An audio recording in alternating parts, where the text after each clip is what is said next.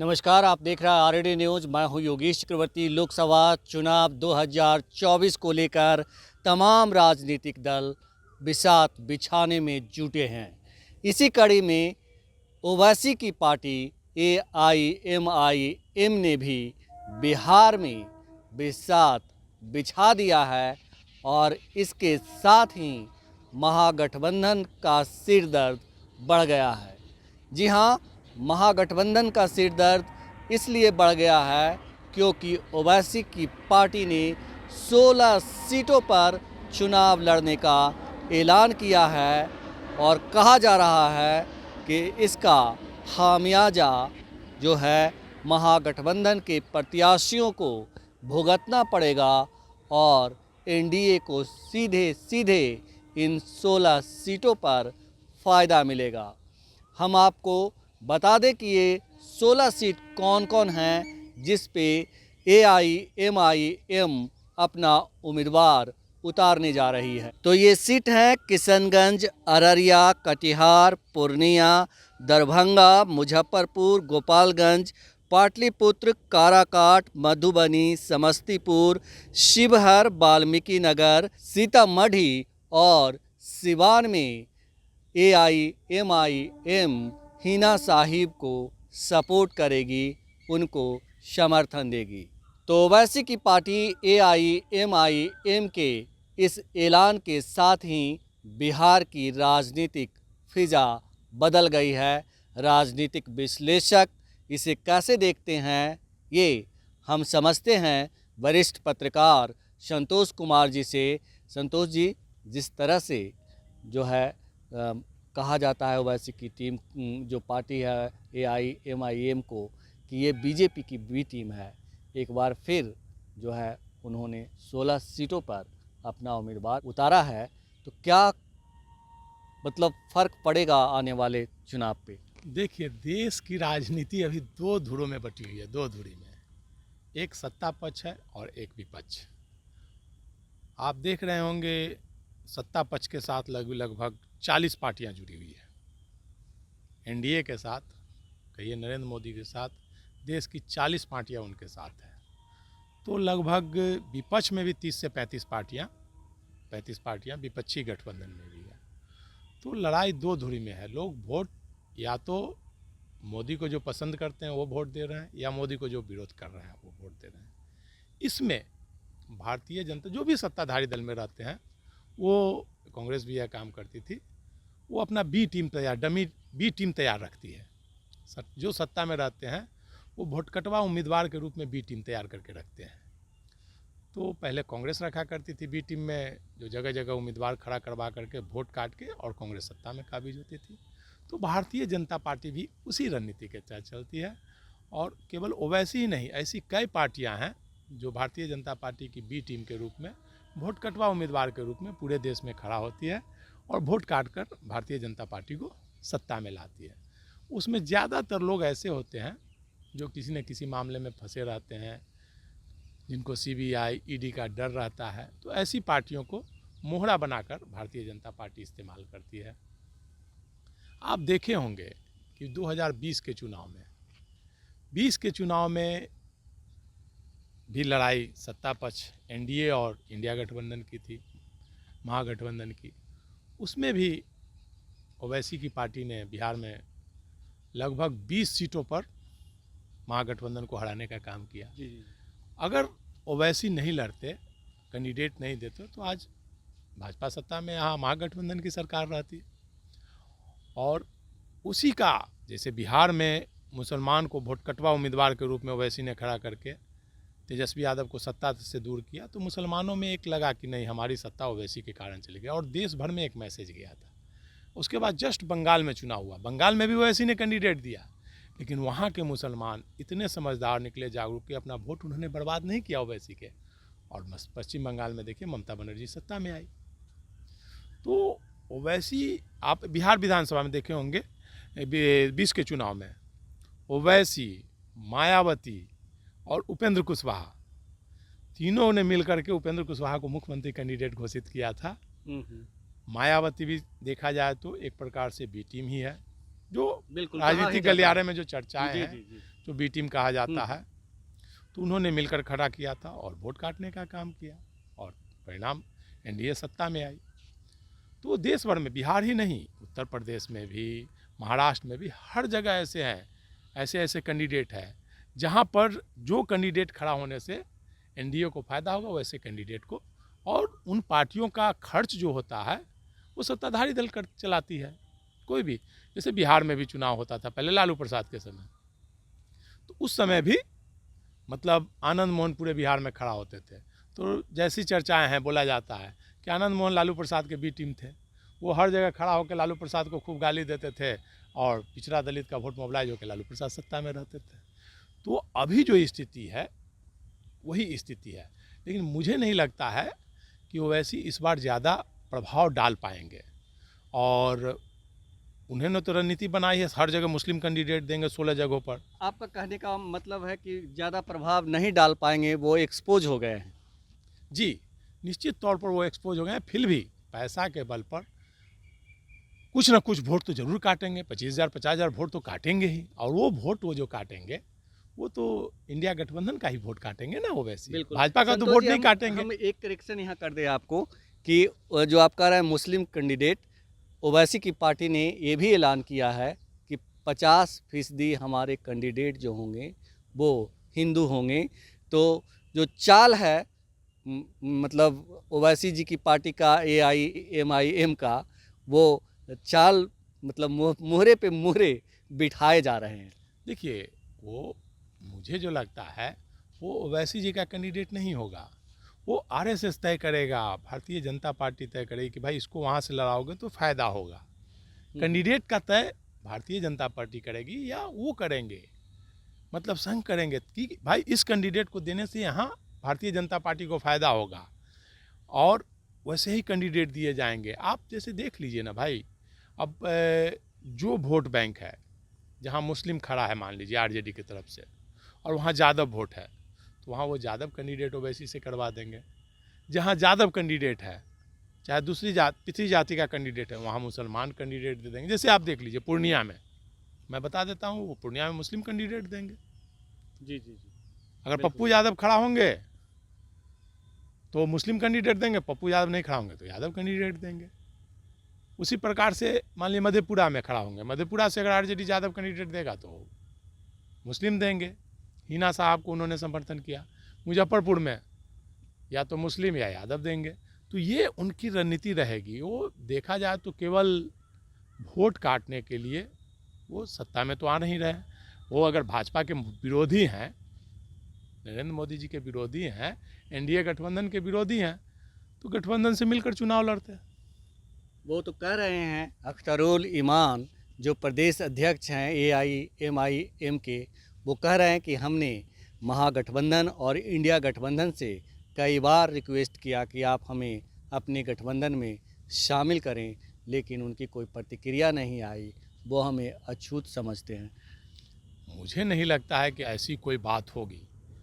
अगर करते तो अभी तक मीडिया में ऐसी खबरें आती कि भाई ओवैसी ने तो आज से मुझे लगता है कि 6 महीना पहले ही ना ऐलान कर दिया था कि 15-16 सीटों पर हम लड़ेंगे। तो कहाँ गठबंधन की बात, किनसे उनकी बात हुई है? भाई अगर बात होती, कभी मुलाकात होती, भाई या तो ओवैसी राहुल गांधी से मिलते, यहाँ लालू प्रसाद से मिलते, तेजस्वी यादव से मिलते, कहाँ किसी से कोई मुलाकात नहीं। तो वो बोल रहे हैं, बयानबाजी दे रहे हैं, ठीक है भाई। किशनगंज में उनका है अख्तरुल इमाम जी का, वहाँ से लड़ते तो माना जाता है कि चलिए वो लड़ रहे हैं। लेकिन 15 जगह पर लड़ना, 40 सीट पर लड़ना, जो लड़ते हैं जो भी पार्टी, आज के समय में बता दीजिए भाई कहाँ से पैसा लाएंगे वैसे इतना पैसा। संतोष जी, एक चीज़ यहाँ मैं आपको बताऊं कि जिन 16 सीटों पर AIMIM चुनाव लड़ने का ऐलान की है, उन 16 सीटों पे बीजेपी के कैंडिडेट घोषित कर दिए गए हैं। मतलब एनडीए के कैंडिडेट बीजेपी और जेडीयू और एलजेपी के कैंडिडेट घोषित कर दिए गए हैं। ज़्यादातर सीटों पर अभी जो है महागठबंधन की ओर से उम्मीदवार कौन होंगे ये तय नहीं है। लेकिन जिस तरह से उन्होंने सीटों का नाम लिया है, जिन 16 सीटों का उन्होंने नाम लिया है, वो किशनगंज हुआ, कटिहार हुआ, अररिया हुआ, मधुबनी हुआ, गोपालगंज हुआ, दरभंगा हुआ, पाटलिपुत्र हुआ। तो ये सब जो सीट हैं, ये सब सीट वैसे सीट हैं जहां मतलब महागठबंधन को जीतने की उम्मीद की जा रही थी और उन्हीं सीटों पर उन्होंने चुनकर उम्मीदवार खड़ा किया। देखिए, हमने कहा ना, मतलब उनका उद्देश्य चुनाव जीतना नहीं है, न ही सत्ता में आना है। उनका उद्देश्य चुनाव जीतना नहीं, उनका उद्देश्य है बस किसी तरह से भाजपा को फायदा पहुंचाना, इंडिया गठबंधन को हराना। उनका मूल उद्देश्य ये है। आप जब भी आप देखिए ना भाई, आप छोड़ दीजिए उस समय की बात, 20 के चुनाव का ले लीजिए, ओवैसी एक तरफ थे, आरजेडी का वोट काट रहे थे। बीजेपी ने चिराग पासवान को क्या किया था, नीतीश कुमार के हराने के लिए वोट कटवा कैंडिडेट दिया था ना, वोट काटने के लिए डमी कैंडिडेट। चिराग पासवान ने जेडीयू जहाँ जहाँ से कैंडिडेट दिया था वहाँ से उन्होंने दिया। करीब 90-95 जगह से चिराग पासवान ने कैंडिडेट दिया, जिसका परिणाम हुआ कि नीतीश कुमार लगभग 50 सीट हार गए। अगर चिराग पासवान वहाँ कैंडिडेट नहीं देते तो नीतीश कुमार भी आज 70-80 सीट जीते रहते। जी। तो भारतीय जनता पार्टी हमेशा लोगों को इस्तेमाल करती है, यूज एंड थ्रो की रणनीति अपनाती है। और उन्होंने उस समय चिराग पासवान को यूज किया, ओवैसी को यूज किया, मायावती को यूज किया, उपेंद्र कुशवाहा को यूज किया, सबको यूज किया, तब बिहार में सत्ता पर काबिज हुई। और उसी प्रकार अब लोकसभा चुनाव है तो उन्होंने वो वैसी को यूज कर रहे हैं। हो सकता है देखिएगा मायावती भी यहाँ 40 सीट पर कैंडिडेट दे दें, दलित वोट काटने ऐलान कर दिया है, ऑलरेडी पहले कर चुके हैं। मायावती को भी वो मतलब 40 सीट पर दलित उम्मीदवार देगी। जो जो वोट काटने का कैंडिडेट दिया जाएगा, ये जहाँ भी चुनाव होता है कैंडिडेट भी अपने तरफ से डमी कैंडिडेट खड़ा करते हैं।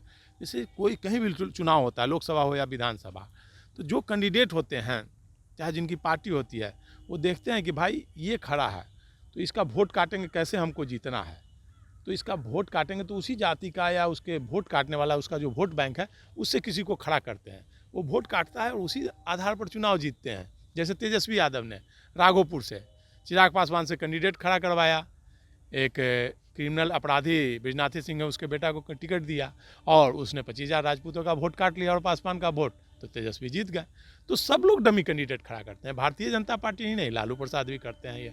लेकिन अभी चूंकि भारतीय जनता पार्टी सबसे धनाढ़ पार्टी है, सबसे ज़्यादा पैसे वाली पार्टी है, 80 अरब 200 करोड़ रुपए, बताइए 80 अरब इलेक्ट्रोल बॉन्ड के माध्यम से अरबों रुपया खरबों रुपया आया उनके पास।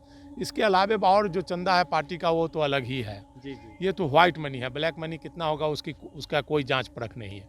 तो ये चीज़ है। तो अभी सबसे ज़्यादा प्रभाव भारतीय जनता पार्टी का है देश की राजनीति में, और वो कैंडिडेट देगी हर जगह। वो जीत के लिए एन केन प्रकारेण सबको खड़ा करेगी, सबको मोहरा बनाएगी, यूज एंड थ्रो की रणनीति अपनाएगी। ये तो ठीक है, लेकिन जिन 16 सीटों पर ओवैसी की पार्टी ने ऐलान किया कि हम अपना उम्मीदवार उतारने जा रहे हैं, क्या इन 16 सीटों पर महागठबंधन की मुश्किलें बढ़ गई है या यूं कहें कि जीत का राह मुश्किल हो गया? देखिए, सब कुछ डिपेंड करता है मुस्लिम जो वोटर हैं। ओवैसी मुस्लिम का टारगेट मुस्लिम वोटर है, जिस प्रकार मायावती का टारगेट दलित वोटर है। मायावती खड़ा करेगी और खासकर रविदास वोट काटने के लिए, चूंकि रविदास का झुकाव इंडिया गठबंधन की तरफ हो गया है। जी। तो वो रविदास वोट काटने के लिए वो कैंडिडेट देगी। उसी प्रकार ओवैसी का जो वोट बैंक है, मुस्लिम वोट बैंक, वो इंडिया गठबंधन की तरफ है। तो ये सब कुछ एक बच्चा बच्चा समझ रहा है। तो ओवैसी जो कैंडिडेट देंगे तो वो निश्चित तौर पर इंडिया गठबंधन के लिए खतरे की घंटी है, वोट काटेंगे ही।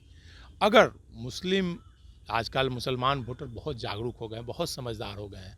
खासकर पिछली बार जिस प्रकार ओवैसी ने वोट काटा था, तो उसके बाद से समझदार हो गए हैं देश भर के मुसलमान। वो वोट अपना बर्बाद नहीं करते हैं। और बंगाल में इसका परिणाम निकला कि बंगाल में ओवैसी के कैंडिडेट को 1000 वोट भी कहीं नहीं आया, कहीं कितनी जगहों पर 200-400 वोट में सिमट कर रह गए। लेकिन मुस्लिम में भी बहुत लोग जो होते हैं पैसे लेकर के वोट डालने वाले, बिकाऊ जो होते हैं, तो वैसे वोटर को पैसा के बल पर ओवैसी खरीद सकते हैं। और अगर एक वोट भी अगर मुसलमानों का जाता है उधर, तो इंडिया गठबंधन को नुकसान होगा। और अगर मुसलमान वोट वो 10% भी तोड़ने में कामयाब हो जाते हैं, तो मुझे लगता है कि इंडिया गठबंधन का सुपड़ा साफ करा देंगे, जो जीतने वाली सीटें सब हड़वा देंगे, अगर वोट 10% भी वो काटने में कामयाब हुए तो। लेकिन मुझे नहीं लगता है कि इसमें उनको सफलता मिलेगी, नहीं मिलेगी, क्योंकि उनका जो है चेहरा उजागर हो चुका है लोगों के सामने में। आप देख रहे होंगे ओवैसी कितना भाषण देते हैं, कितना अपमानजनक टिप्पणी करते हैं सभी पे, लेकिन आज तक ओवैसी पर कभी ईडी गया, सीबीआई गया, कभी किसी ने केस किया? ओवैसी हिंदू धर्म को गाली देते हैं ताकि मुसलमानों में एग्रेसिव हो, भाजपा वाले मुसलमानों को गाली देते हैं। तो जिस प्रकार से बिहार में पप्पू यादव और आनंद मोहन सबको लड़ाते थे, उसी प्रकार लड़ाकर अपना उल्लू सीधा करते थे, उसी प्रकार से आज जो स्थिति है, मतलब वोट बैंक के लिए मतलब भारतीय जनता पार्टी मुस्लिम और हिंदुओं को लड़ा रही है। ओवैसी हिंदुओं को गाली देते हैं और मुसलमानों में अपना वोट बैंक बढ़ाते हैं। उसी प्रकार से ये भारतीय जनता पार्टी मुसलमानों को गाली देती है और हिंदू वोट बैंक को पोलराइज करती है। तो अभी जो ओवैसी कैंडिडेट दे रहे हैं 16 जगहों पर, तो पूरी तरह से एक प्रकार से देखा जाए तो वोट बैंक में सेंधमारी की, मुस्लिम वोट में सेंधमारी करना चाह रहे हैं। और अगर वो सफल होते हैं तो भारतीय जनता पार्टी की जीत की राह आसान करेंगे। लेकिन मुझे नहीं लगता है कि मुस्लिम वोटर, पिछले दूध का जला छाछ भी फूक फूक कर पीता है, तो मुझे नहीं लगता है कि मुस्लिम वोटर इतना बेवकूफ़ी, 1-2% जो पैसे पर बिकाऊ मुस्लिम होंगे वो भले बिक जाएंगे। लेकिन जिस तरह से उन्होंने कहा है कि हम 50% हिंदू लोगों को वोट देंगे, हम हिंदू हमारे लिए अछूत नहीं है, ऐसे में पूरी तैयारी की गई है। एक तरह से सोची समझी रणनीति के तहत हिंदुओं को भी टिकट देने की बात कही जा रही है। देखिए, वो टिकट तो वो देंगे ही। जैसे मान लीजिए 16 सीट पर 16 में 8 जगह उन्होंने हिंदुओं को टिकट दिया। अब देखना होगा कि हिंदुओं में किसको वो टिकट देते हैं। मान लीजिए पूर्णिया में है, आप देखिएगा जो रणनीति उनकी होगी, जहाँ से यादव कैंडिडेट होंगे या पिछड़ी जाति के कैंडिडेट होंगे, वहाँ वो मुस्लिम कैंडिडेट देंगे। और जहाँ से मुस्लिम कैंडिडेट होंगे वहाँ से वो यादव कैंडिडेट देंगे या पिछड़ी जाति के कैंडिडेट देंगे, ताकि यादव वोट का मोबिलाइजेशन हो, मुस्लिम वोट का मोबिलाइजेशन हो, पिछड़ी जाति के वोटों का मोबिलाइजेशन हो। तो ये सभी दल करते हैं। वोट कटवा के रूप में कहीं ना कहीं सब लोग राजनीति में ये चलते रहा है। कांग्रेस के समय भी ये होता था, और उत्तर प्रदेश में मुलायम सिंह भी करते थे, बिहार में लालू प्रसाद करते थे, उससे पहले जगन्नाथ मिश्र करते थे। सभी लोग राजनीति में ये काम करते रहे हैं वोट कटवा की भूमिका में। लेकिन वर्तमान समय में अभी जो है वोट कटवा की भूमिका में, देश की राजनीति में जब दो धुरी पर राजनीति चल रही है, सत्ता के पक्ष में और सत्ता के विपक्ष में पूरी एक गोलबंदी है, एकजुटता, वैसे समय में अगर कोई खड़ा होता है, या तो मायावती वोट कटवा की भूमिका में रहेंगी, या ओवैसी रह सकते हैं, या जो भी पार्टी हैं, जो भी दल हैं वो कर रहे हैं, तो वो जीतने के लिए नहीं खड़ा कर, वो भी अच्छी तरह से जानते हैं। और उनको कहीं ना कहीं से फंडिंग हो रही है, कहीं ना कहीं से पीछे से उनको पैसा मिलकर वोट कटवा उम्मीदवार के लिए खड़ा करने के लिए पैसे दिए जा रहे हैं। तो वैसे बिहार में पीएम मोदी की डूबती नैया को पार लगाने के लिए 16 सीटों पर अपने प्रत्याशी को उतारा है। जैसा कि वरिष्ठ पत्रकार संतोष जी ने बताया कि ओवैसी कोई ऐसे नाम नहीं हैं जिनके नाम पर वोट मिले।